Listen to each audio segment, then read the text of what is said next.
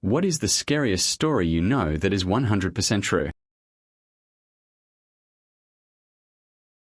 Years ago, when I was 8, my family lived in this big weird house kind of on the edge of a small town. The school district was in the middle of a big restructuring, so even though we were only a couple grades apart, my brother and I went to different schools and took different buses.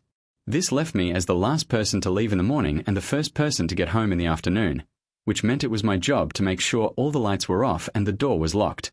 One morning, I noticed the basement door was open and the light was on, so before I left I turned off the light and closed the door.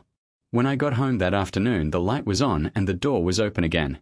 I just assumed that I'd forgotten to actually take care of it when I noticed it in the morning, so I went over to turn off the light and close the door.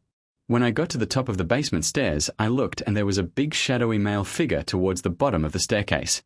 I freaked out, slammed the door and pushed a bunch of boxes against it, and then went and hid in my closet. For months I didn't tell my family because I was positive what I had seen was a ghost and didn't think anyone would believe me. Then about a year after that incident, my mom and her boyfriend realized that small amounts of money had been going missing for months, totaling around $800 to $900, but never more than $60 at once. So we all walked around the house with flashlights trying to figure out how they could have gotten in. Turns out some creep was climbing in through a small hole in the outside of the house, shimmying through a crawl space, then coming up into the house through the basement.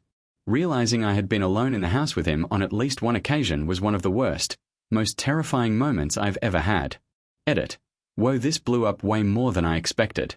I'm doing my best to respond to comments, questions. Sorry if I end up missing yours.